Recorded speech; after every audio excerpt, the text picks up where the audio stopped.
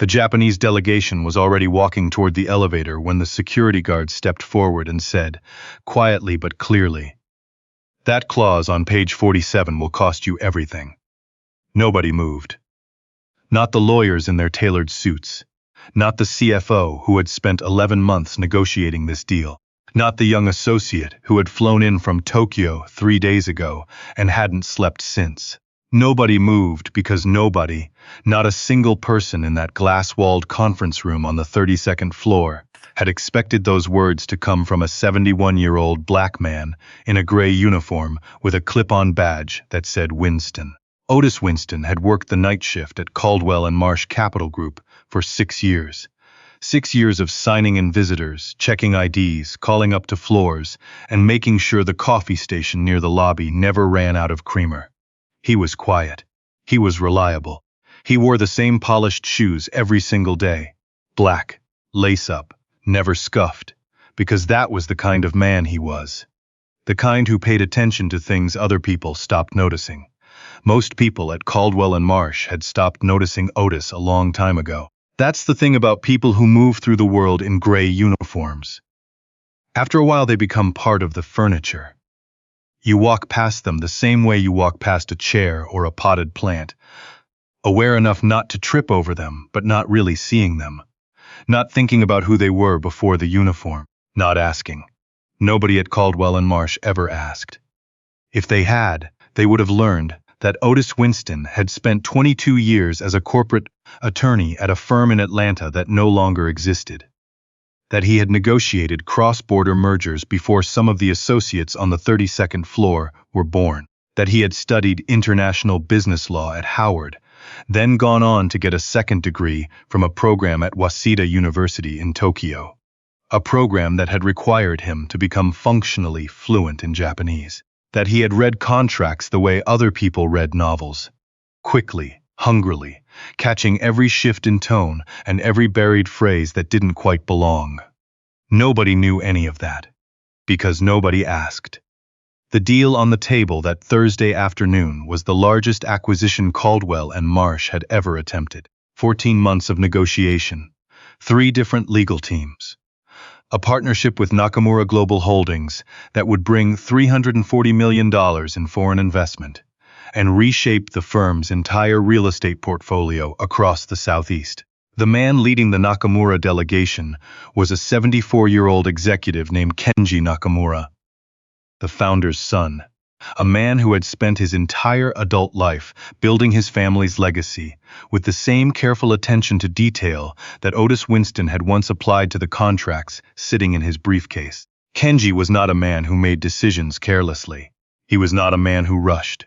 He had flown 14 hours from Osaka because his advisors had told him this deal was sound, and he had come prepared to sign. That changed somewhere around page 47. The lead attorney at Caldwell Marsh was a woman named Sandra Holt. 43, sharp, the kind of person who walked into a room and immediately recalibrated everyone else's posture. Sandra had built her entire reputation on closing deals that other people said couldn't be closed. She did not like surprises. She did not like delays. And she absolutely did not like the look on Kenji Nakamura's face when his interpreter leaned over and whispered something in his ear halfway through the final review. Kenji set down his pen. His interpreter, a young man named Takuya, looked uncomfortable. He translated carefully, choosing his words. Mr. Nakamura would like to revisit the language in Section 14 regarding operational authority during the transition period. Sandra kept her expression neutral. Of course. What specifically concerns him? Takuya translated. Kenji responded at length. Takuya translated again. He says the clause as written creates an ambiguity. The phrase shared oversight in the English version does not carry the same weight as what was agreed upon in the term sheet. He believes the intent has been altered. The room got very quiet. Sandra looked at her associate, a young man named Brett who had drafted that section. Brett looked at the document. The document did not help. We can clarify that language, Sandra said, keeping her voice steady. There's no intent to alter anything. It may simply be a translation issue. Takuya translated. Kenji listened, And then, without drama, without anger, with the kind of calm that is somehow worse than anger, Kenji Nakamura straightened his jacket, capped his pen, and stood up. Takuya looked pained. Mr. Nakamura says he will need to consult with his legal team before proceeding. He apologizes for any inconvenience. He was already moving toward the door. 14 months, 3 legal teams, $340 million, and it was walking toward the elevator in a dark suit and polished shoes, and nobody in that room knew how to stop it. Otis had been at his station near the lobby entrance, doing what he always did in the late afternoon. Logging the day's visitor sheet, making sure the sign-in tablets were charged, checking that the coat closet near the north entrance was properly latched. He wasn't supposed to be anywhere near the 32nd floor. But the elevator that opened in front of him wasn't the service elevator he'd been waiting for. It was the main bank, and the doors opened, and standing there was a woman he recognized, one of Sandra Holt's paralegals, a young woman named Cassie, who sometimes brought her lunch down to the lobby because she said the break room gave her anxiety. Cassie's face right now looked like she was the one having the anxiety. "Cassie," Otis said, "you okay?" She shook her head. "It's falling apart upstairs. The Japanese delegation, Mr. Nakamura, he's about to walk. Nobody can figure out what he's objecting to, and the interpreter keeps going back and forth, and Miss Holt looks like she's going to." She stopped, pressed her lips together. "I'm sorry, I shouldn't be talking about this?" "No, you shouldn't," Otis agreed. He was quiet for a moment. Then he said, "What floor?" 32. "But Otis, you can't." "I'm not going to do anything," he said. "I just need to check something." He took the stairs. He always took the stairs when he needed to think, and right now he needed to think about whether what he was about to do was the smartest thing, or the most foolish thing he had attempted in the 6 years since he'd taken this job. He thought about the partners who walked past him every morning without making eye contact. He thought about the young associate who had once asked him to move his station 3 feet to the left because it was disrupting the flow of the lobby. He thought about Sandra Holt, who had been polite to him exactly once, on his first day, and had not spoken directly to him since. He also thought about page 47, because Otis Winston had seen the Nakamura deal documents. Not officially, not deliberately. 3 weeks ago, a stack of papers had slid off a cart near the copy room on the 14th floor. He'd been passing through to check a reported maintenance issue, and he had helped pick them up. He hadn't meant to read anything, but Otis Winston had spent 22 years reading contracts, and some instincts don't switch off just because the situation changed. His eyes had moved across page 47 before his hands had finished stacking the pages, and he had seen it. The clause in section 14, shared oversight in the English version. He had known immediately that if the original term sheet had used language consistent with Japanese business convention, which almost certainly prioritized one party's operational authority over a transition period, not a 50-50 arrangement, then shared oversight was going to read as a demotion, not a clarification, a demotion. He hadn't said anything then, because who was he going to tell? He was the security guard. He logged visitors, he checked IDs. He made sure there was creamer by the coffee station. But now Kenji Nakamura was walking toward the elevator. And Otis Winston had 22 years of knowledge sitting in his chest, like something that had been locked away long enough. He pushed open the stairwell door on the 32nd floor. The delegation was in the hallway. Kenji was in front, Takuya beside him, 2 other advisors behind. Sandra Holt was following at a measured distance, the kind of distance that says I'm still professional, even though everything is disintegrating. Brett was behind her, still holding the document like he thought the answer might suddenly appear on it. Otis stepped into the hallway. Several things happened at once. One of Nakamura's advisors noticed him and frowned. Sandra Holt turned and saw him, and her expression shifted into something between confusion and alarm. Brett said, under his breath, something Otis chose not to hear. Kenji Nakamura kept walking. Otis said in Japanese, "Nakamura-san, sumimasen. Shosho omachi itadakamasen ka." "Mr. Nakamura." "Excuse me, Would you please wait a moment? Kenji Nakamura stopped walking. He turned around slowly, and for the first time since he had arrived at Caldwell and Marsh that morning, something shifted in his expression. Not surprise, exactly. More like the careful attention of a man who has just heard something unexpected and is deciding what to do with it. Otis continued in Japanese, his voice steady. I believe the issue in Section 14 is not a disagreement about intent. It is a translation problem. The English phrase shared oversight does not reflect the authority structure that was agreed upon. If it would be acceptable, I would like to suggest alternative language that may address your concern. The hallway was completely silent. Takuya was staring at Otis with an expression that was mostly shock and a little bit of professional embarrassment that he had not caught this himself.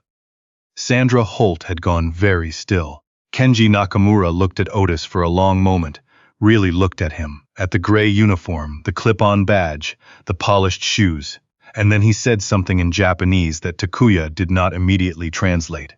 What did he say? Sandra asked quietly. Takuya cleared his throat. He asked who you are. Otis answered in Japanese before Takuya could redirect the question. He gave his name. He gave his background. Howard, Waseda, 22 years of practice. He explained, briefly and without drama, that he had seen the document by chance and had recognized the problem. Kenji listened to all of this. Then he turned to Takuya and said 2 words. Takuya looked at Sandra. He would like to go back to the conference room. What happened over the next 90 minutes was not magic. It was work. The slow, careful, unglamorous work of 2 people who understood both the language and the law, sitting across from each other and rebuilding a clause from the ground up. Otis sat at the table. Someone had brought him a chair without being asked, and he wasn't sure who. And he didn't look up long enough to find out. Sandra Holt sat 3 seats away and did not speak for the first 20 minutes. Then she leaned forward and said, what about primary operational authority during transition with coordinated review? Otis considered it, ran it through the framework of what he knew about Nakamura's concerns.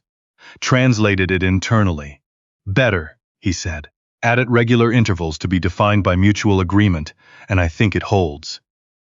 Sandra wrote it down. By the time they were finished, the light outside the conference room windows had gone orange. Kenji Nakamura read the revised clause twice. He conferred briefly with his advisors. He looked at the document, and then he looked at Otis, and he said something. Takuya translated. He says this is the language he understood to be agreed upon 14 months ago. He thanks you for hearing what no one else was listening for. Kenji Nakamura picked up his pen. He signed. Sandra Holt found Otis in the hallway outside the conference room afterward. He was already putting on his jacket, the regular one, the one he wore on the walk to the bus stop, because his shift technically ended at 6 and it was now 15:15. She said his name. He turned. She was quiet for a moment. Sandra Holt was not a person who was quiet very often, and she looked just then like someone who was recalibrating something much larger than the language in a contract. How long have you been working here? She asked. 6 years. Otis said. She nodded slowly, the kind of nod that carries the weight of something it isn't saying yet. I didn't know, she said. About your background, nobody asked, Otis said. He didn't say it unkindly. He said it the same way he said everything, clearly without ceremony, because it was true. Sandra looked at the floor for a moment, then back at him. I'd like to change that, if you're open to it. Otis thought about the 22 years before this one. He thought about the firm in Atlanta, and the things that had gone wrong there, not because of him, but around him, in ways that had cost him everything for a while. He thought about the years it had taken to rebuild something stable, even if that something was smaller and quieter than what he'd had before. He thought about the shoes he polished every morning, because that was the kind of man he was. I'm open to it, he said. The managing partner at Caldwell and Marsh, a man named Gerald Forsyth who had been in Seattle at a conference and had received 17 text messages in 3 hours. Flew back 2 days later and called a meeting that included Sandra, Brett, the head of HR, and Otis Winston, Otis came in his gray uniform because he was on shift and no one had told him to come any other way. Gerald shook his hand for a long time. "I understand you saved a $340 million deal," Gerald said. "I understood the document," Otis said. "That's all." What came after that was not a fairy tale ending. Or rather, it was not the kind of ending that arrives wrapped up neatly and tied with a bow. Life doesn't work that way, and anyone who has lived past 60 knows that. What came after was more complicated and more real than that. Gerald offered him a consulting role, part-time at first, focused on international contract review. Not a full return to practice, not a corner office. Something built carefully, the way you build something when you've learned to stop being careless with things that matter. Otis asked for 2 days to think about it. He spent those 2 days the same way he spent most of his time outside of work. At his kitchen table, with a cup of coffee and a book, or on the phone with his daughter in Charlotte, or walking the 4 blocks to the park, where he sometimes sat for an hour, just because he liked the sound of the fountain, and the way the light came through the trees in the late afternoon. He had built a small life, a careful life. He wanted to make sure adding something to it wouldn't break what was already there. He took the consulting role. He kept the security job for 3 more months, while the transition was worked out, because that was the responsible thing to do, and he was a responsible man. He still polished his shoes every morning. Some things don't change just because your title does. I want to tell you something about Otis Winston that I think gets missed in a story like this. The point isn't that he was secretly extraordinary all along, and the world just needed to find out. The point is that he was visibly extraordinary, if anyone had bothered to look. Not in a hidden talent way, not in a secret identity way. In a shoes always polished, quiet attention, shows up everyday way that should have told anyone paying attention that this was a man who cared about what he did and knew how to do it. We talk a lot about hidden talent. We love the reveal, the moment when someone in a service uniform says something that stops the room. We love that because it feels like justice, like the world suddenly correcting itself. But I keep thinking about the 6 years before that moment. The 6 years of passing by without looking. The 6 years of can you move your station 3 feet to the left. The 6 years of not asking. How many Otis Winstons are there? How many people are moving through the world in gray uniforms, or blue uniforms, or hospital scrubs, or name tags? People who have entire lifetimes of knowledge and capability that the room around them has simply decided not to see. That's the question that stays with me long after the contract is signed. Not wasn't it amazing when he spoke Japanese in the hallway, but what took everyone so long to ask?